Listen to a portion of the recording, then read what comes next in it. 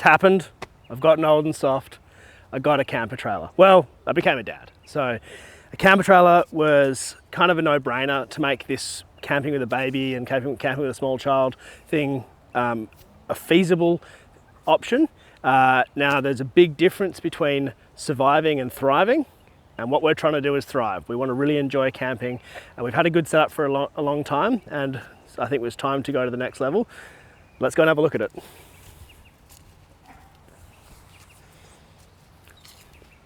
This is the Frontier by Cub Campers.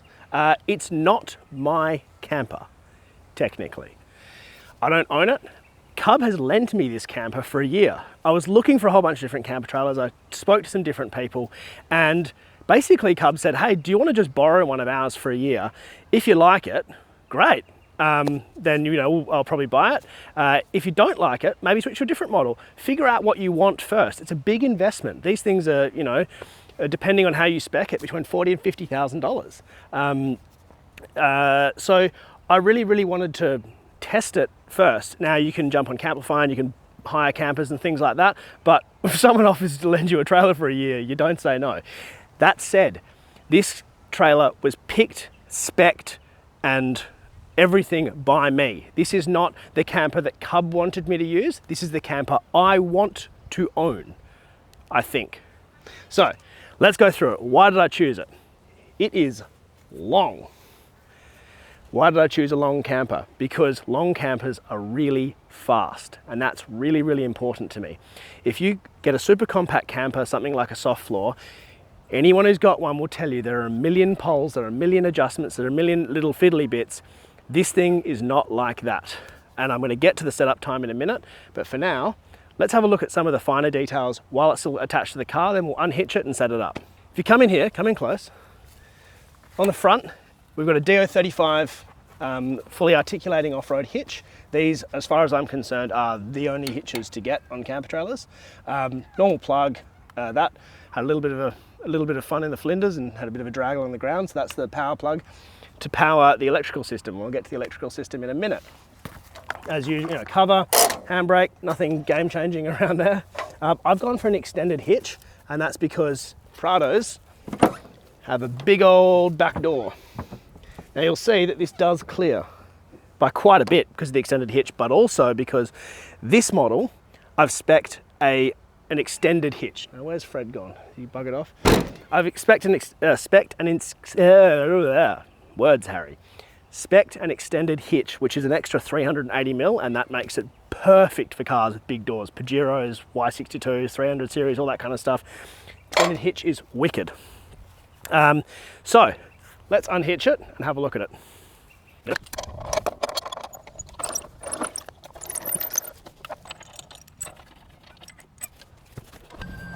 All right, we're unhitched. Let's set this thing up. Timer starts now.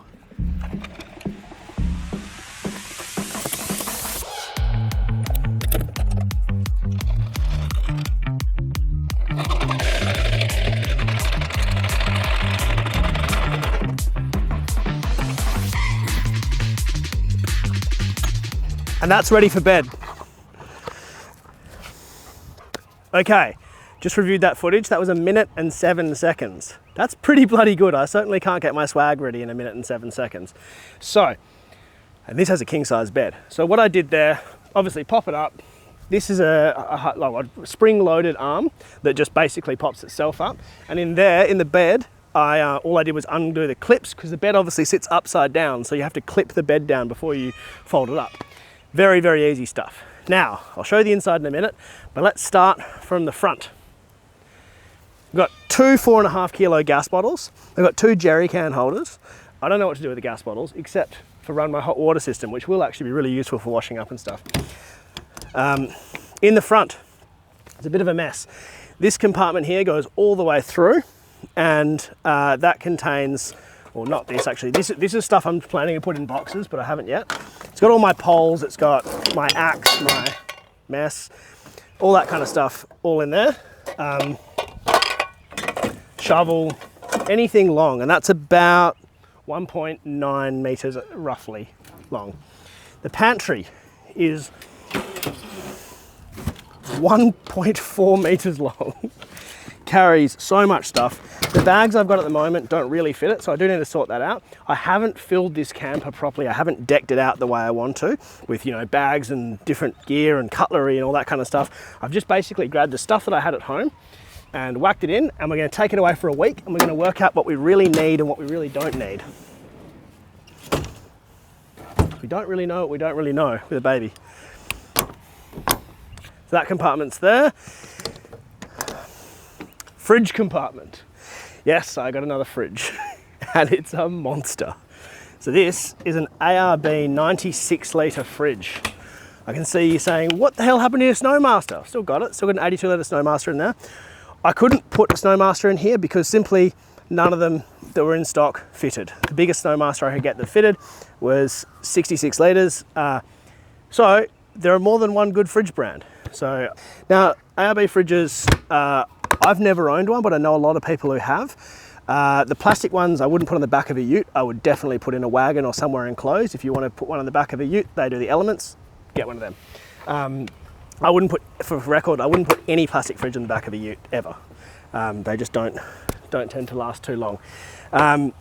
This one I've had for a week. I don't really know. It's never been turned off. It's done everything I've wanted it to do.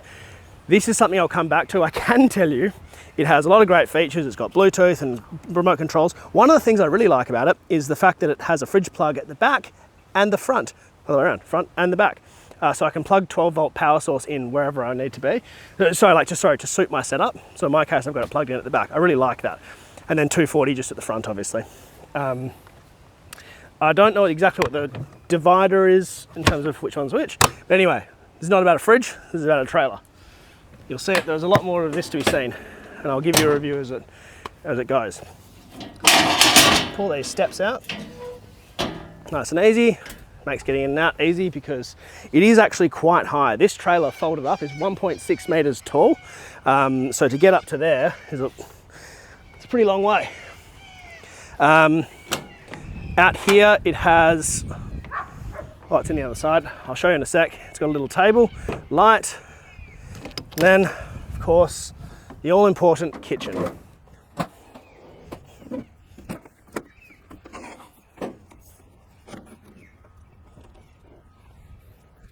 It has tap, hot water, cold water. None of it's turned on right now or connected because I haven't done that. I don't know what this does. Apparently it makes things warm. I don't really understand it. I'm not going to use it. Actually, I probably will use it to like boil a kettle or something for Bill's, you know, formula or something like that, or to sterilize stuff. Because sometimes it's 2 in the morning and you can't be bothered getting a bucket and putting it on the fire because the fire's out. Storage in here that's a bit of a mess, but there's plenty of room. Oh no, that has spilled. Okay, well the good thing about this is it's got removable carpet, so I will take that carpet out, and give it a quick rinse. Deal with that side later. In here, more storage. I've actually just got some pens and a hand wash. Nice big table space, all stainless steel, which I love because it's all heat proof. I am not very good at not putting hot things on surfaces. Carry on around the back. 2 big, these are options, but options I love. 2 big watertight and dust sealed things. So in here I've got all my like battery tools, as well as all my actual tools. So that's huge. I mean, that's like 40 kilos sitting in there, at least. And it all fits rather snug, but that's a lot of room. Well, I haven't put that in right.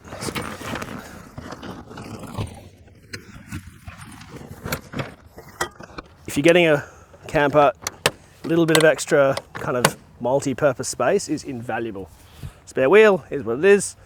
Another one of those. There's nothing in that one. Now, this side, we have the heart. Full red vision system. We've got controls for the, viewing for the tanks, all that kind of stuff. Batteries, everything. Controls for our hot water system. which is pretty awesome. I've never had a hot water system before. It's a Truma system, sits underneath. I think it's a 14-litre boiler. And that powers our little shower. It clicks in over here. This is great. That's our mixer for hot and cold. And yeah, you just stand under here, shower. I'll probably get a shower tent for when we're in crowded environments. But to be honest, I can't remember the last time I was worried about just having a shower out in the open in the bush. I very rarely camp in crowded environments. Inlet for charging. So it's 15 amp inlet that charges the Manager 30, or charges through the Manager 30. So I've got 240 volt charging. And then for solar charging, I've also got a USB and accessory thing here. So I'll probably charge cameras and stuff in there as well. That's a really good little dry, safe area. I can also control all of that with my phone. So through the Red Vision app, which is great because it's on the other side of the camper. When you're inside, it's really nice to be able to turn everything on.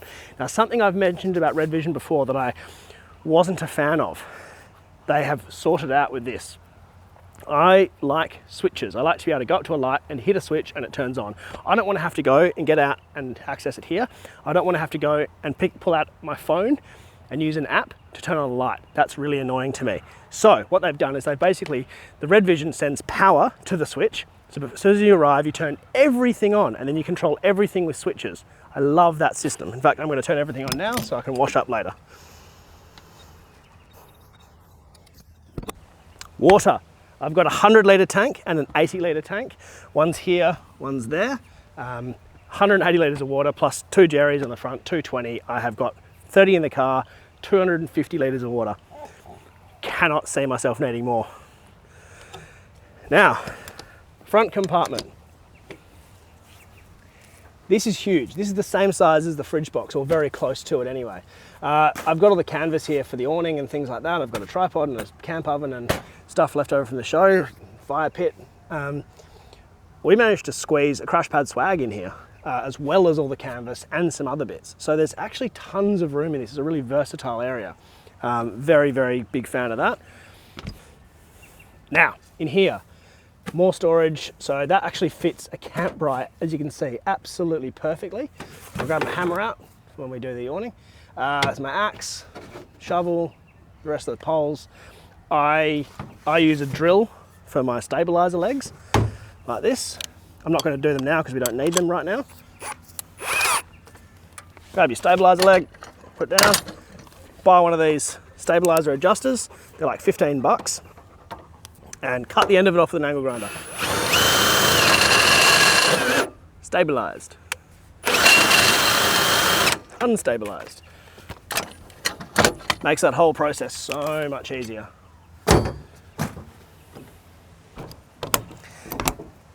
I love this beautiful little touch here. We all know, you've got a dusty trailer, you're hitching up. Want to wash your hands afterwards? Nice little tap at the front. That's a really nice touch. Want some water, Fred?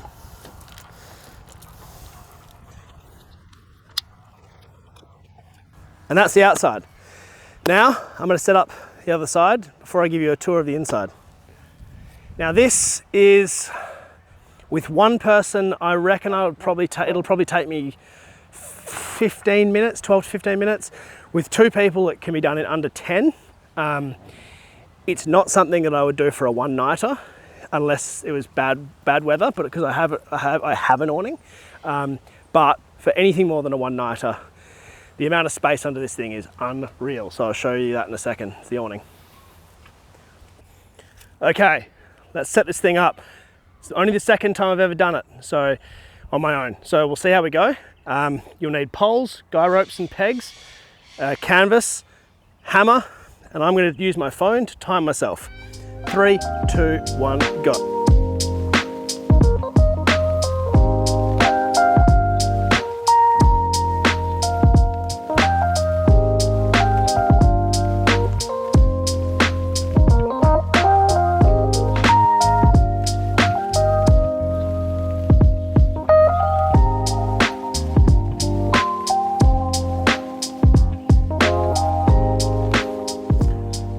12 minutes. Not too bloody bad. That's 12 minutes, 24 seconds. That includes, you know, everything. Now, with all setups, you can always go longer. I can spend half an hour setting up a tent if I want. I can put double guy ropes in. I can put, I can put all the stabilizers down. Reality is I'd be very happy to sit in this exactly as it is for 2 weeks. So 12 minutes to set that up to have a space. In fact, I'm going to show you just how big this space is. Hold on.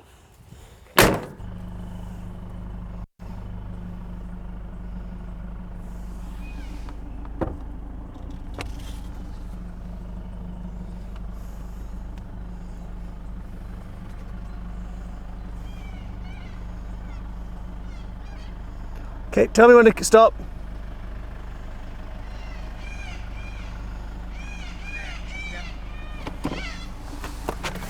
That's a 5 meter long car, completely undercover. I've literally got a portable carport.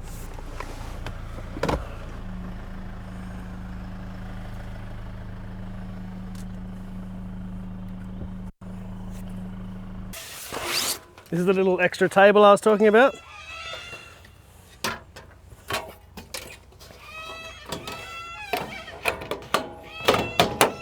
Let's hook that on. Oh, the only thing left to do that I haven't done is pull these little bungee cords down. If it's not raining, you'd be fine to do it without them. If it is raining, do your bungee cords. I reckon 15 minutes from pulling up to cracking a beer right there, you are good to go on a trip with this. Now, it's a big trailer, as I've said before. With the extension, it's nearly 6 meters long, about 5.8. You might be thinking, this thing must weigh 1,000,000 tons. Actually, you'd be really surprised. This thing weighs 1,285 kilos, which compared to the imported models, I should say this is the only Australian-made forward fold camper you can buy. Cub is completely Australian-made. The only thing imported on this entire thing is the sink, and that's because no one in Australia makes sinks for campers. Everything else is Australian made. These struts are Australian made. The steel underneath it is Australian made. It's galvanized by an Australian galvanizer. Everything in it is Australian made, and not just assembled but made. The quality is excellent. Now compare it to the imported models. The imported models start at about 1,600 kilos roughly. So we're talking 350 to 450, maybe even 500 for some, kilos heavier than this. That's like getting this thing, closing it up, and then adding 4 dirt bikes. 1, 2, 3, 4. No, that's not even gonna fit. 1, 2, 3, 4. 4 dirt bikes. Can you imagine just being like, oh, look, it doesn't really matter. It's only 4 dirt bikes we've got on there extra. That's ridiculous. That is so much weight. I'm fine with weight if it has a purpose. If you say, cool, we're gonna chuck 100 liters of water in there, it's gonna weigh 100 kilos. Great, I'm all about that. Weight for the sake of, oh, well, it's a little bit cheaper because, if we get these 2 boxes and they're steel instead of aluminium or blah, blah, blah, we just bolt them together, it'll be a bit cheaper to manufacture. That to me is a complete waste of fuel, wear and tear, everything on everything. It makes no sense to me. I would prefer to get something that is built properly. And this thing is built properly. It's built thoughtfully. Welcome to my new home. Now, this area here, this lounge area, that can be used as a queen bed. My son is 5 kilos. I don't think he needs a queen bed. So, just fold up these cushions, move them all off to the side.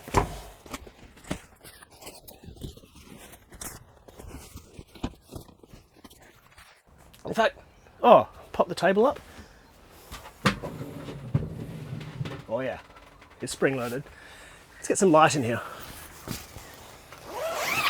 Open up these huge big windows. Really, really nice fly mesh actually. I really appreciate that. After living in the Kimberley, midgies are a real problem there.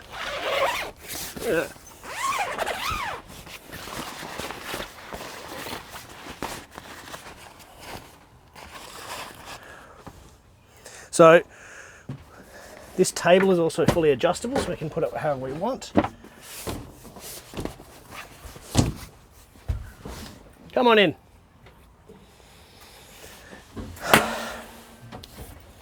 aside from being a touch dirty from the four-wheel drive show, it was very dusty there.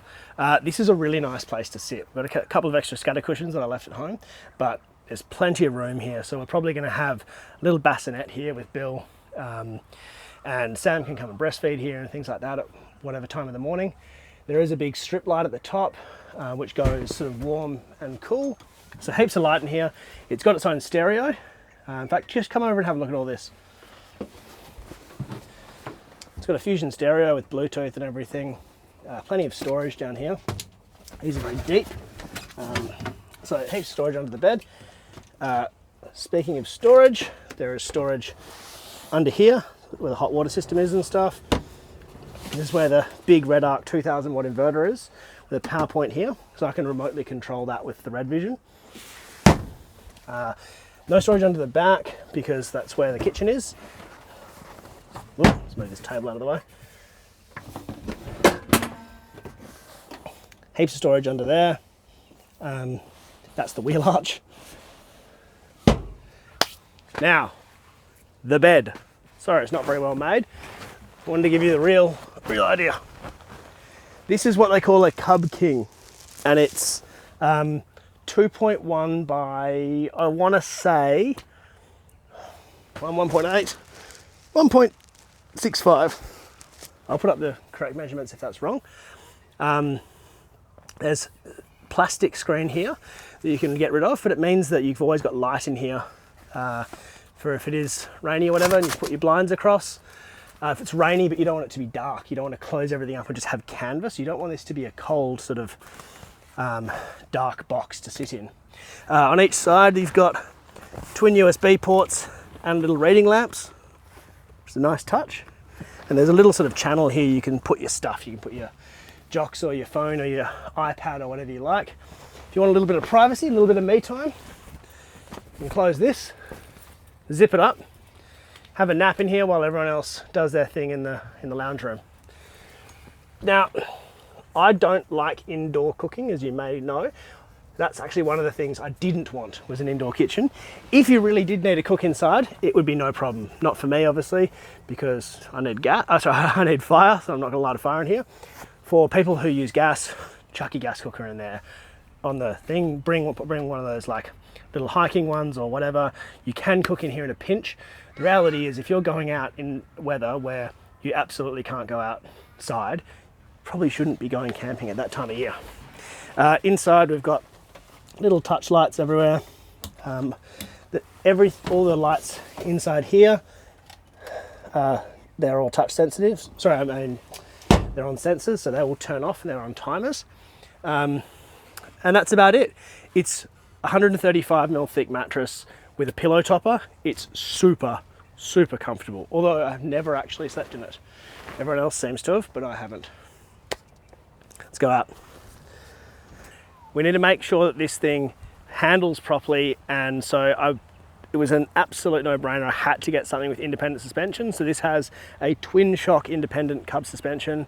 The twin shocks are kind of it's an interesting one, the twin shocks, because a lot of people say, oh, it must be better with shock absorbing. It is, it definitely is. But the reason you run a twin shock is because shocks are the first thing to go on campers, and it's just because they get peppered with rocks from the car.